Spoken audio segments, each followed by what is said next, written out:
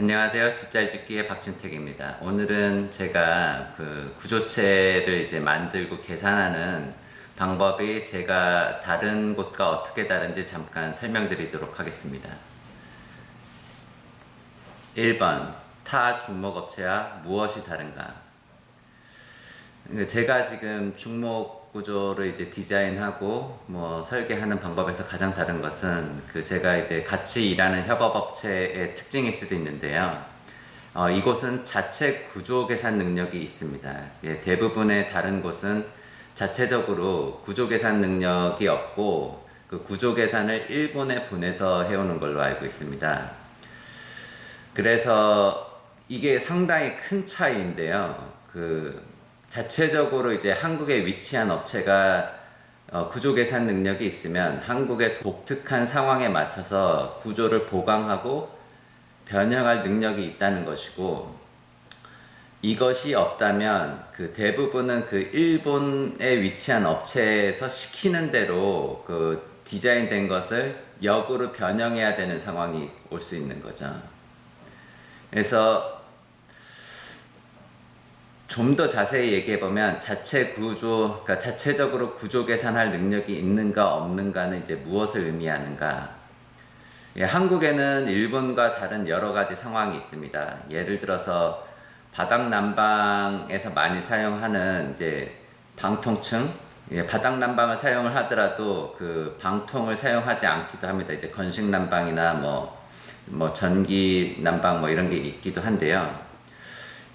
대부분은 이제 방통이라는 걸 사용을 하죠. 이거는 이제 상당히 무겁습니다. 목 구조가 굉장히 가벼운 거에 비해서 상당히 무겁기 때문에 부담을 많이 주는데, 이거는 일본에서 사용을 하지 않는 거죠. 그리고 일본에서 구조 계산 모델을 개발을 할 때 방통층이라는 건 있지 않았던 거죠. 그래서 이 시스템 자체가 방통을 이제 감당할 수 있는 시스템인가에 대해서 질문이 있습니다. 근데 이제 한국에 이제 자체적으로 구조 계산할 능력이 있으면 이제 한국의 실정에 대해서 굉장히 잘 이해를 하고 있으니까 그거를 미리 구조 계산에 한국 실정에 맞게 변형을 하는 거죠. 일본에는 수백 개가 넘는 이제 중목 구조 업체가 있고, 한국에 위치한 이제 수입 업체들이 각각의 중목 업체에 이제 뭐 계약을 하거나 연락을 해서 이제 수입을 해가지고 들어오는데, 이 수입 업체가 구조를 잘 이해하고 있느냐, 아니면 단순히 돈을 벌기 위해서 영업을 해서 수입을 해서 들어오는 업체냐 했을 때, 이 후자의 가능성이 꽤 높을 수도 있다.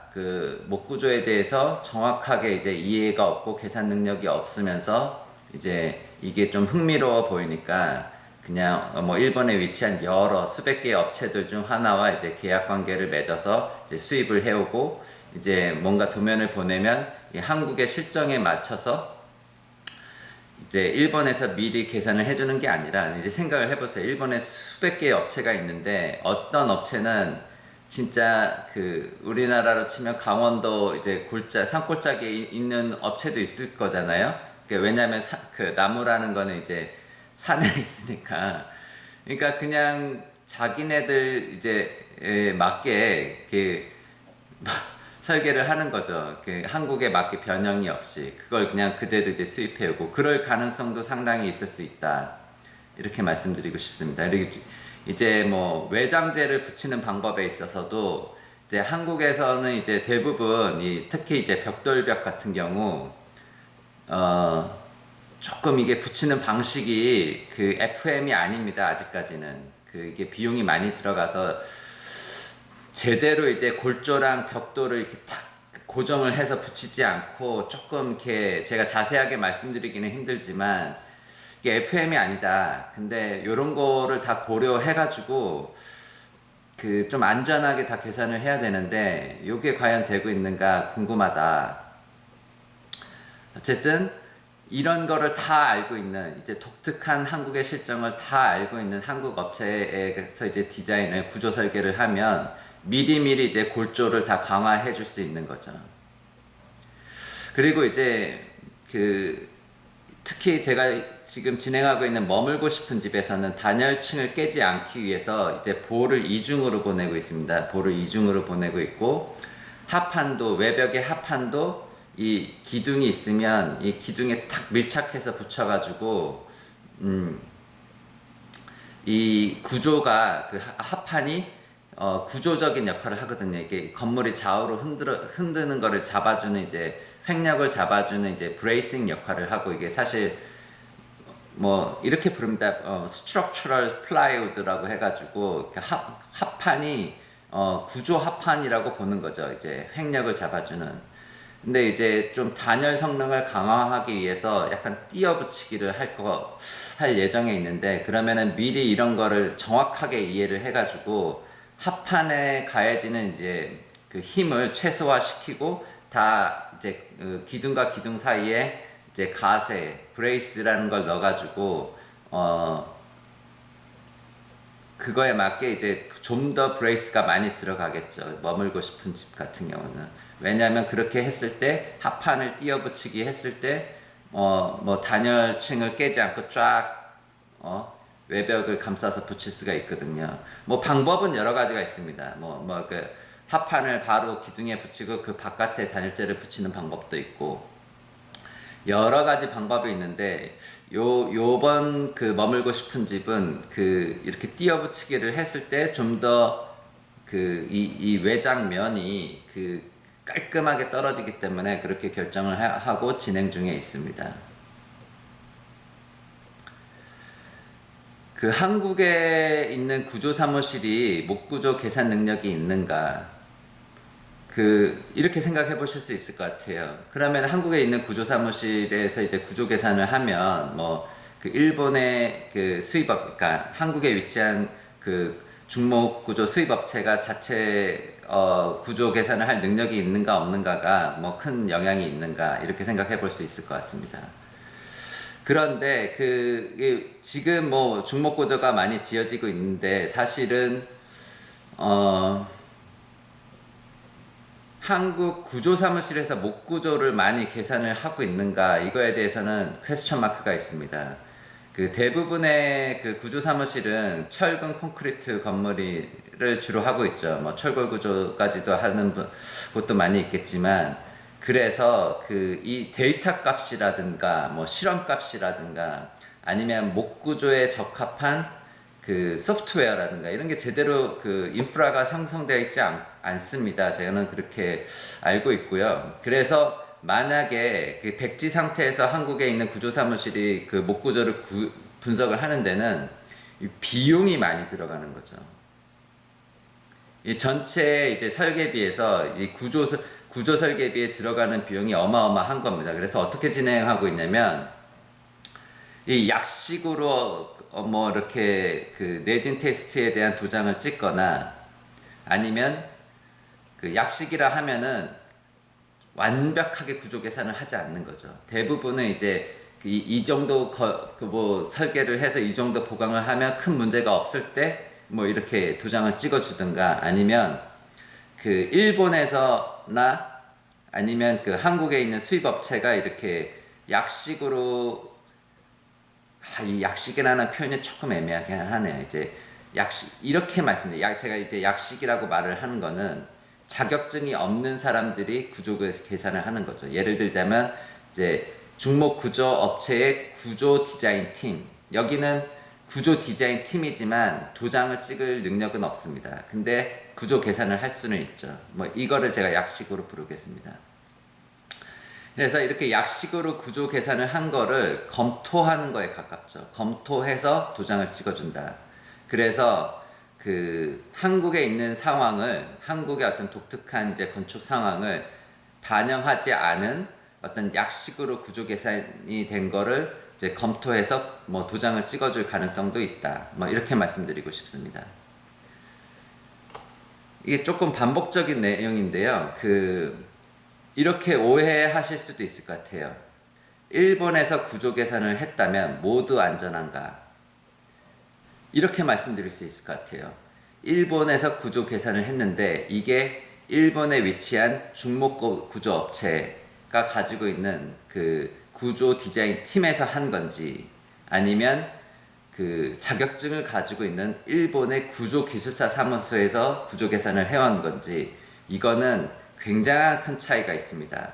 그리고 대부분은 일본의 자격을 가지고 있는 일본의 구조기술사에서 계산을 한 게 아니라 중목구조 자체 내에 있는 그 구조 디자인 팀에서 한 가능성이 거의 99% 이상이라고 생각을 합니다. 이거가 뭐가 다르냐면은, 그 일본 중목구조 업체는 그 딱 특이한 상황, 일본의 그 전형적인 어떤 주택을만 가지고 소프트웨어를 개발했을 가능성이 많습니다. 그래서 이게 계산할 수 있는 어떤 형태적인 거나 뭐 이렇게 접합적인 구조와 구조가 만나는 이런 방식에 있어서 굉장히 한정적입니다. 한정적. 이게 모든 거를 다 할 수 있는 게 아니에요. 중목업체 내에 있는 구조 디자인 팀이 그 구조 계산을 할 수 있는 거는 굉장히 한정적이다. 그래서 한국의 독특한 상황을 반영하지 못하며, 뭐 더해서는 한국에 있는 건축 허가청, 뭐 건축 허가에 그 승인을 받을 수 있는 뭐 효력도 없죠. 자격이 없으니까. 그래서 어떻게 하냐면 형식적으로나마 한국에 있는 구조사무실을 고용을 해서 검토를 받아서 도장을 받는 겁니다. 그래서 약간 뭔가 이렇게 조금 여백이 있는 그런 느낌이 드시죠? 이렇게 뭔가 이렇게 빠져나갈 수 있는 빈 구멍이 있는 게 보입니다. 예. 그래서 그 한국에 위치한 이 중목구조 수입 업체가 자체적으로 구조 계산을 할 능력이 있는 것은 무엇을 의미하는가?